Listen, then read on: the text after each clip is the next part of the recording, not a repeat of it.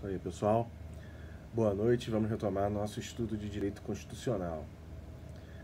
Vou tentar ser breve nesse, tentar falar mais rápido e botar um conteúdo um pouquinho menor do que nos outros vídeos. Não sei se eu vou conseguir, vamos tentar.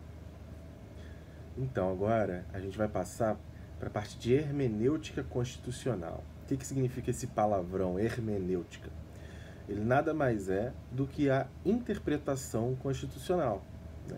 Então, a hermenêutica diz respeito à interpretação. E essa interpretação da Constituição ela tem que seguir algumas diretrizes básicas para a gente conseguir dizer que está sendo feita uma interpretação adequada, né? Segundo o entendimento aí do direito constitucional. Então, ela deve ser, né, a Constituição ela deve usar a linguagem comum.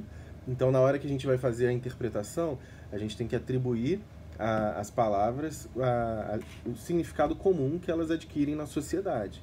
Porque a gente parte do princípio que o texto constitucional ele tem que ser um texto acessível a todos. Por esse motivo, não se admite uma linguagem excessivamente técnica ou palavras que só têm um significado específico dentro de um contexto técnico, pelo menos na medida em que isso não for imprescindível. A gente sabe que isso não significa que vai se efetivar na realidade em um resultado de uma Constituição perfeitamente acessível a todos, compreensível a todos, mas o objetivo é que que as palavras usadas no texto constitucional não estejam imbuídas de algum significado obscuro, algum significado diferente daquele que é entendido entre as pessoas normalmente. Então, essa primeira ideia que é o emprego da linguagem comum. Outra coisa é a cautela, né? Cautela, cuidado, precaução nessa tarefa de interpretação do texto constitucional. Por que isso? Fica bem óbvio, né? A gente pensando que a Constituição é aquela norma jurídica, aquela ordem jurídica que está acima de todas as outras, a interpretação que se tira dela, ela pode ter um impacto muito grande em diversas outras áreas. Então, o que acontece? Se for feita uma interpretação sem muito cuidado, com pressa, superficial, sem levar em consideração as diferentes implicações daquilo que está sendo interpretado, corre-se o risco de criar um problema grande em nível nacional, em tornar diversas leis inconstitucionais, causar crises sérias. Então, a gente vê, por exemplo, aí no caso da votação referente à prisão em segunda instância. O STF ele deliberou que não seria mais admitida a prisão após condenação em segunda instância quando ainda houvesse pendência de recursos, ainda que recursos de caráter extraordinário. Qual que foi o resultado disso? Houve pessoas, criminosos, inclusive políticos corruptos, sendo retirados, soltos da cadeia por conta dessa decisão do STF. Então, a interpretação ela tem um efeito enorme na sociedade, a interpretação constitucional, para o bem ou para o mal. Por isso, ela deve ser realizada com bastante cuidado. E, além disso, é importante ressaltar também que essa interpretação ela deve ter sempre um caráter jurídico, nunca um caráter ideológico ou político. Então, ainda que os constituintes, o Poder Constituinte, a Assembleia Constituinte, quando resolveu se reunir para criar uma Constituição, ainda que eles estivessem imbuídos de alguns valores ideológicos, valores políticos, no momento da interpretação, deve-se considerar aquilo que está escrito do ponto de vista jurídico, não do ponto de vista ideológico. Então, não pode realizar uma determinada interpretação porque o ministro do STF ele simpatiza mais com uma determinada ideologia ou com outra. Mesmo porque, como nós falamos, pode ter tido uma determinada ideologia inspirando a criação da Constituição, mas como comumente acontece, é que você tem várias ideologias diferentes. Então, na Assembleia Constituinte pode ter gente de todo o espectro político. E aí, se você for tentar fazer uma interpretação da Constituição fielmente respeitando cada ideologia, vai ver que vai virar uma contradição absurda, uma confusão tremenda, porque teve várias inspirações ideológicas diferentes, muitas vezes contrárias naquele texto constitucional. O importante é o texto final que se chega, o texto resultante, e esse texto ele passa a ser submetido a uma interpretação jurídica. Ainda para a gente compreender como que é feita a interpretação da Constituição, é importante a gente diferenciar entre princípios e regras. A Constituição ela é feita de normas. Né? Normas são todas os mandamentos que estão no texto constitucional. Só que essas normas elas podem ser divididas em normas principiológicas, né, ou normas de princípios, ou normas do tipo regras. Qual que é a diferença de uma para outra? Os princípios, eles são normas mais abstratas. Então, quando a gente fala da dignidade humana, né, dignidade da pessoa humana, isso é um princípio, não tem uma definição precisa do que isso significa. Agora, quando a gente fala alguma coisa um pouco mais definida, né, a gente fala, sei lá, dá um exemplo, né, não pode ter violação de domicílio durante a noite, depois das 18 horas, por exemplo. Então, aí passa a ser uma regra, porque é uma norma constitucional com uma delimitação bastante concreta, bastante definida. Então, tem essa diferença entre princípio, mais abstrato, mais geral, mais vago, impreciso, e regra, que ela é mais definida, mais concreta, mais bem delimitada. Uma outra característica importante na interpretação da Constituição é que a gente tem que sempre proceder a uma interpretação sistemática. E o que isso significa? Significa que você tem que interpretar a Constituição como sendo um todo coeso, coerente, unificado, né? Como todas as partes elas estão relacionadas entre si. Então, o que isso significa? Não se pode pegar uma parte isolada da Constituição e fazer uma interpretação dela distante das demais. Mesmo porque, como nós falamos, pode haver não é exatamente uma contradição, um conflito interno à Constituição. A Constituição ela tem que ser harmoniosa. Mas pode acontecer de ter alguns princípios, por serem os princípios bem amplos, bem vagos, pode ser que um princípio, em algum aspecto, ele invada o território de um outro princípio. E aí, se a gente for fazer uma leitura só absoluta, não vai dar certo, porque se você olha para um princípio X, você vai considerar que tem que seguir aquilo ali ao pé da letra. Mas, do ponto de vista do outro princípio Y, não, tem uma parte aqui que está sendo invadida, e aí seria inconciliável. Na verdade, o que tem que ser feito é o seguinte: você olha para a Constituição como um todo, e havendo esses conflitos, eles são harmonizados. Então, o que acontece? O conteúdo deles, por isso que é importante que os princípios eles sejam, de certa forma, um pouco imprecisos. É preciso que se harmonize esse conteúdo. Então, cada um tem que ceder um pouquinho, se restringe um pouquinho o significado de cada princípio, e isso é perfeitamente admissível, para que esses dois princípios eles possam se relacionar de forma harmoniosa, de forma coesa. Então, a gente tem que observar a Constituição como sendo um sistema. E isso vale para o outro lado também. Se essa visão sistemática ela serve para resolver conflitos, ela também serve para a gente entender que não podem haver conflitos. A Constituição ela é uma engrenagem que tem que funcionar perfeitamente ali, muito bem unificada, muito bem azeitada, não pode ter ruído entre as normas constitucionais. Então, a gente tem que olhar para ela tentando resolver esses eventuais conflitos para que eles não se tornem efetivamente conflitos. Tem que haver uma harmonia. Uma outra diretriz para a interpretação constitucional é a ideia de máxima eficácia das normas constitucionais. E o que isso significa? Significa que você tem que atribuir a cada norma o significado que vai dar maior efeito na prática ao que está escrito ali naquele texto. Então, disso decorre, por exemplo, que não se pode admitir que haja na Constituição termos redundantes. Se você chega e fala, a Constituição está falando ali subir para cima, é uma redundância. Nada disso. A gente não pode partir do princípio de que o texto constitucional ele seja redundante. Por quê? Porque se é redundante, se tem dois termos que significam a mesma coisa, significa que um deles está perdendo sentido. Concorda? Se você tem duas coisas que dão no mesmo que se tivesse só uma, você está dizendo que uma das duas pode ser eliminada. Né? Por exemplo, subir para cima. Eu poderia chegar a falar, você pode eliminar o subir, vai para cima. Ou você poderia eliminar o para cima, fala só subir. Então, quando a gente admite uma redundância, a gente admite que o significado de alguma expressão é desprezível. Quando a gente faz isso olhando para o texto constitucional, a gente está querendo dizer que aquele poder constituinte que elaborou aquele texto, que colocou aquela expressão, que ele não tem efeito.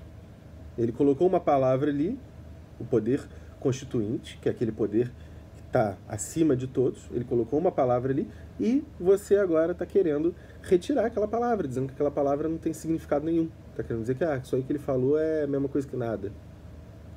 Obviamente que a gente não tem esse poder. Nós não conseguimos alcançar o poder constituinte originário. Então, nós não podemos, na nossa tarefa, atribuir na nossa tarefa interpretativa, atribuir esse valor nulo a um termo, a uma expressão que esteja no texto constitucional. Portanto, na tarefa de interpretar a Constituição, não podemos admitir que existam redundâncias. Cada palavrinha, cada partícula, cada detalhe que foi colocado na Constituição tem que ser considerado relevante para fins de interpretação. Então essa vem a ideia da máxima eficiência. Não seria muito eficiente você ter 10 palavras e dessas 10 palavras apenas 8 significam alguma coisa. Não. Se tem 10 palavras, as 10 têm que ter significado. As 10 têm que valer. É máxima eficiência. E isso vale também para os casos em que a Constituição ela não estabelece uma distinção. Então, por exemplo, a Constituição fala que as pessoas têm um determinado direito, mas ela não especifica nenhuma diferença, ela não distingue dentre dessas pessoas. A gente não pode interpretar a Constituição dizendo que tais pessoas merecem, mas outras não. Não. Se a Constituição não fez uma distinção, significa que ela está abarcando todo mundo. Não somos nós que podemos reduzir o significado ou a abrangência da Constituição. Então, esse é mais um cuidado que a gente tem que ter no momento da interpretação, né? Esse cuidado de se conferir a máxima eficácia. E uma outra coisa que vale a pena ressaltar com relação a essa questão da interpretação da Constituição é, na verdade, a interpretação legal conforme a Constituição, a interpretação das leis. Como é que acontece isso? Quando você tem uma lei que também é um pouco imprecisa, né, que seja um pouco imprecisa, e essa lei ela tem um significado, né, uma interpretação possível, que é a favor da Constituição, mas numa outra interpretação ela adquire um significado contrário à Constituição. Nesse caso, a gente tem que... A própria Constituição, como se a Constituição viesse de cima para baixo e obrigasse aquela lei a ter a interpretação que é constitucional. Então, se tem duas interpretações e uma delas fere a Constituição, a que vale é a outra. É a interpretação que está de acordo com a Constituição. Agora, eu vou falar um pouco, já saindo dessa parte de interpretação, e vamos passar para a aplicabilidade e eficácia das normas constitucionais. O que é a aplicabilidade? A aplicabilidade é aquela capacidade da norma ser aplicada. E a gente tem que tomar um cuidado de que isso não deve ser confundido com a eficácia. A eficácia é a capacidade dela de realmente produzir efeitos na realidade. Enquanto que a aplicabilidade é a capacidade dela estar pronta a exercer esses efeitos. Mas não quer dizer que ela vai exercer. Então, vamos dar um exemplo. Se você tem aqui uma norma, vou dar um exemplo primeiro de uma norma que não tem aplicabilidade. A norma fala assim, as pessoas vão ser proibidas de sair de sua casa em uma determinada ocasião que ainda vai ser definida em lei. essa norma ela não pode ser aplicada, porque ela está dizendo claramente que essa ocasião em que as pessoas terão a sua liberdade restrita, ela é uma ocasião que ainda vai ser delimitada por lei. Então ela não tem como. Enquanto não tiver essa outra definição, não tem como você aplicar isso na prática. Então esse é um exemplo de uma norma que não tenha como ser aplicada, não tem aplicabilidade. E vamos explicar um pouquinho melhor disso mais para frente. Agora, um exemplo de uma norma com aplicabilidade. É a norma, por exemplo, que manda prender quem cometeu um homicídio. Essa norma tem aplicabilidade. Ela já está ali toda delimitada, está bonitinha para ser aplicada. Quem cometeu suicídio vai passar tanto tempo preso. Se alguém cometer, a norma já está pronta para exercer seus efeitos. Mas isso não quer dizer que, de fato, no caso concreto, ela vai conseguir exercer os seus efeitos. E aí, nesse caso, entra a eficácia. A eficácia é a capacidade dessa norma de produzir realmente efeitos no mundo real. Então, não adianta nada você ter uma norma aplicável prevendo prisão para quem cometeu um homicídio, e a pessoa que cometeu o homicídio, ela simplesmente foge, desaparece. Não tem eficácia. Então, já acredito que tenha ficado claro o que é a aplicabilidade, como que ela se diferencia da eficácia. Vamos falar agora um pouco dos tipos de aplicabilidade. A gente pode ter a norma de aplicabilidade plena, que é esse exemplo que eu dei. É aquela norma que ela pode ser aplicada imediatamente, ela já está pronta. Ela já está no formato que permite a aplicação dela na realidade. Mais uma vez, repito, não quer dizer que vá conseguir aplicar, que aí é a eficácia. Mas a norma, pelo menos, não impede. A norma está pronta. Ela não precisa de mais nada. Mas aí tem algumas outras normas, como aquele primeiro exemplo que eu dei, que são normas de aplicabilidade limitada. Por exemplo, porque elas requerem uma lei complementar. Então, se você tem uma norma constitucional que fala isso, vai, fulano de tal... não é fulano, não, que a Constituição e as leis ela não podem ser individualistas, assim, não podem designar uma pessoa específica. Mas se ela fala, a população não vai poder transitar, vai ter que ficar restrita dentro de casa num momento aí específico a ser designado por lei complementar. Não tem aplicabilidade plena, é aplicabilidade limitada. Porque essa norma ela só vai poder ser aplicada quando tiver essa outra lei complementar. E um outro exemplo também de norma de aplicabilidade limitada são aquelas normas de conteúdo programático.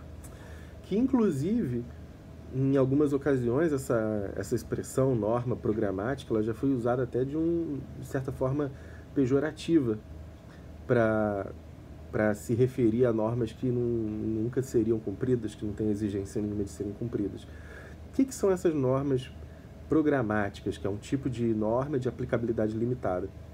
É aquela norma que estabelece um objetivo ao Estado, mas ela não determina como esse objetivo vai ser alcançado. Então, por exemplo, se a gente pensar na norma que diz, como diz de fato, que é o objetivo do Estado brasileiro a redução das desigualdades sociais. Tá, a gente está colocando um objetivo, que é a redução das desigualdades sociais. Mas, como que a gente chega lá? Ela não fala. E não dá para você dizer que o governo está ferindo a Constituição se não tiver a igualdade social. Por quê? Porque não dá para você prever, não dá para você exigir uma coisa que não seja prontamente possível. Então, quando a gente fala, por exemplo, como a gente falou anteriormente da reserva do possível, ela quer dizer que você só pode exigir algo se aquilo ali for possível, se aquilo ali tiver meios, se aquilo tiver ao alcance da pessoa. E reduzir a desigualdade social, por mais que seja um objetivo, é uma tarefa complexa, né? Ela, inclusive, tem que se harmonizar com outros princípios, princípio da propriedade, princípio da igualdade, princípios da liberdade. Então, não daria, por exemplo, para o nome de acabar com a desigualdade social, simplesmente você desapropriar todos as propriedades privadas e redistribuir, fazer como se fosse um socialismo, um comunismo, distribuir equitativamente para todo mundo.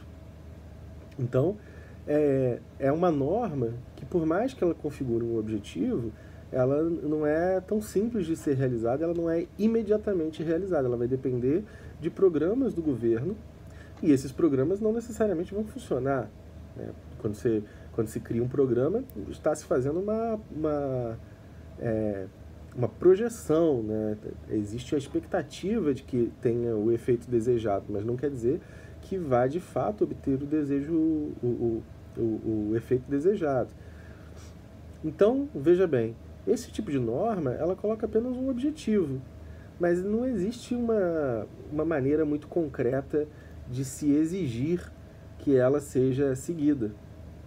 Talvez possa exigir, tem que ter algum programa para erradicar as desigualdades, para erradicar a fome, mas não existe nenhuma exigência de que esses programas eles realmente vão apresentar uma efetividade esperada, que eles vão resolver 100% do problema, né? E às vezes vão ficar, inclusive, bem aquém de resolver 100%, né? De chegar nem perto de resolver o que se propõe deles.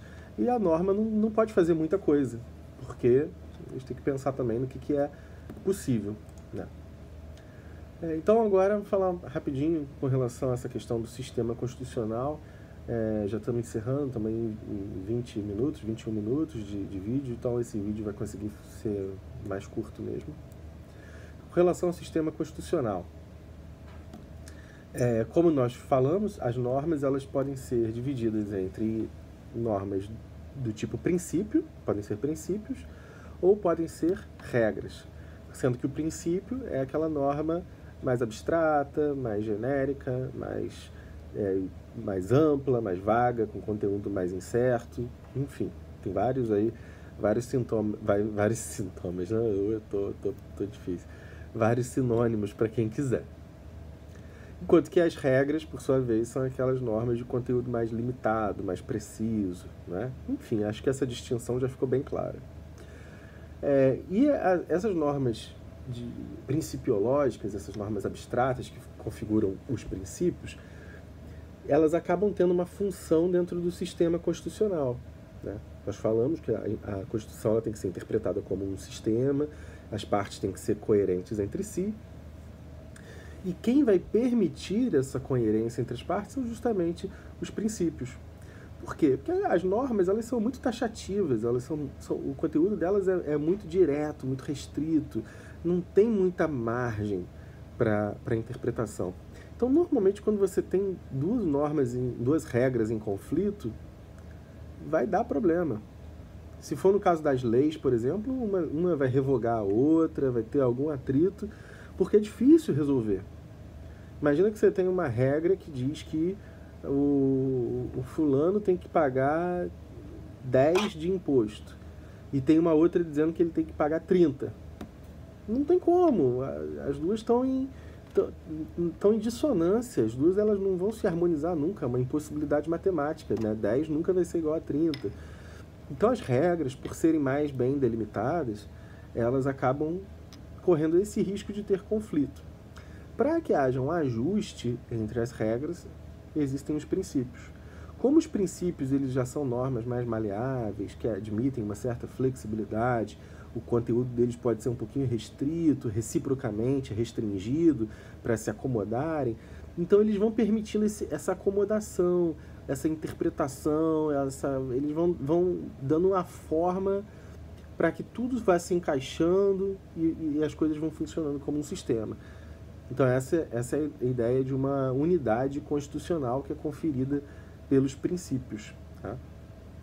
Só que quando temos esses confrontos entre princípios, né, quando a interpretação dos princípios elas correm o risco de invadir a interpretação uns dos outros, né, os princípios invadirem o território uns dos outros, como nós já falamos, acontece essa acomodação do conteúdo. O conteúdo vai se ajustando para que nenhum princípio, nenhuma norma seja ferida. Mas existem algumas normas que têm uma preponderância por exemplo, os princípios sensíveis e as cláusulas pétreas. Os princípios sensíveis, por exemplo, são aqueles que ensejam intervenção federal em algum estado. Então, por exemplo, se um estado começa a descumprir o pacto federativo, isso permite à União, intervir naquele estado para retomar o respeito ao princípio, ao pacto federativo. Da mesma forma com relação às cláusulas pétreas, né? As cláusulas pétreas, embora não exista uma hierarquia entre as normas constitucionais, a gente consegue perceber que o poder constituinte deu digamos assim, uma importância, uma relevância maior a elas. Tanto é que elas não podem ser alteradas. Então o que acontece? Isso faz com que esses princípios eles tenham um caráter um pouquinho predominante. Não quer dizer que eles sejam hierarquicamente superiores aos demais, então que com isso eles possam passar por cima de outros princípios ou de outras regras constitucionais. Só que quando a gente tem esse confronto entre diferentes princípios aí que estejam cada um invadindo a área do outro, acontece que naquele processo de acomodação existe uma certa preponderância desses princípios sensíveis e das cláusulas pétreas. Então acontece que no momento que tem a restrição do conteúdo de cada um, os princípios sensíveis e as cláusulas pétreas eles restringem um pouquinho menos, é como se eles fossem um pouquinho mais resistentes. E o outro sofre uma restrição maior para permitir essa acomodação. Então, percebam que isso não significa, um não passa por cima do outro. Não tem uma revogação, do tipo, tem uma norma hierarquicamente superior que chegou aqui e botou a outra para correr. Não é isso. O que acontece? É uma acomodação. Nessa acomodação tem algumas normas que são um pouquinho mais resistentes, um pouquinho mais preponderantes, então elas acabam cedendo menos. As outras vão ceder mais. Mas no final, tudo vai se juntar como se fosse um todo coerente, unificado.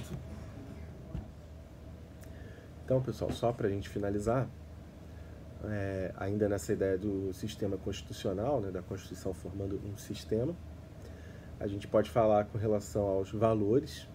Então, o que são os valores? Os valores, eles são aquelas, como o próprio nome já diz, né, os valores, aquelas ideias, aqueles ideais que inspiraram a formulação da Constituição. Então, é como se os valores fossem aquilo que, em momentos atrás, nós nos referimos como a Constituição do ponto de vista material. Então, os valores são esses valores que emanam das pessoas, emanam da sociedade, emanam da vontade coletiva na hora de elaborar a Constituição. Então, esses valores eles inspiram a formulação da Constituição. Eles não vão ter necessariamente um valor normativo, mas eles podem sim vir dentro da Constituição expressamente. Então, portanto, se eles estiverem ali na Constituição, eles podem ter valor normativo ou podem vir também como princípios implícitos, né? Também tem valor normativo. Mas em muitas situações eles podem servir para auxiliar na interpretação da Constituição. Então, por exemplo, esses valores eles podem vir explicitados no preâmbulo. Como nós falamos no vídeo anterior, o preâmbulo, ele, por mais que ele faça parte da Constituição, ele não tem valor normativo. Mas no momento da gente interpretar um determinado dispositivo constitucional, a gente pode ir lá pesquisar, olhar no preâmbulo, a gente pode fazer uma pesquisa histórica, saber o que foi que inspirou aquelas pessoas a colocarem determinada coisa, determinada expressão no texto constitucional, e isso ajuda na interpretação. E esses valores, eles podem assumir a forma do que é chamado de preceito fundamental, né? O que é preceito? A nossa Constituição, ela utiliza a palavra preceito como sinônimo de norma. Então, quando a gente fala preceito, pode-se entender que é a mesma coisa que a gente está falando de norma. E aí entra a questão dos preceitos fundamentais. Os preceitos fundamentais são aquelas normas com valores basilares. Então, assim, lembra quando nós falamos também de conteúdo constitucional substantivo? É aquele conteúdo que, se você alterar ele, você descaracteriza a identidade daquele Estado. Então, assim, é algo que é tão importante, tem um valor tão significativo, tão substancial, que se você mudar essa norma substancial, é como se você estivesse acabando com aquele Estado, mudando completamente a cara, a identidade daquele Estado. É isso que acontece com esses preceitos fundamentais. Eles trazem aquelas normas que se referem, se reportam a valores basilares. Então, valores que são fundamentais, daí o nome fica claro, né? Preceitos fundamentais. Valores que são fundamentais para a própria existência de um Estado como tal. Então entra, por exemplo, a questão da democracia, né? Se você subtrai uma coisa tão simples, tão pequena assim, como a democracia da nossa Constituição, do nosso Estado brasileiro, você praticamente desfigurou, né? O Estado brasileiro atual, ele se pauta no princípio democrático. É uma pequena coisa, um detalhe, né? Democracia é um detalhe, que se você retirar, muda completamente a cara do país. Por isso é considerado um tipo de conteúdo constitucional substantivo e também é identificado como um valor basilar, portanto, um preceito fundamental. Beleza, pessoal? É isso por hoje. Muito obrigado. Boa noite. Fiquem com Deus. Até a próxima.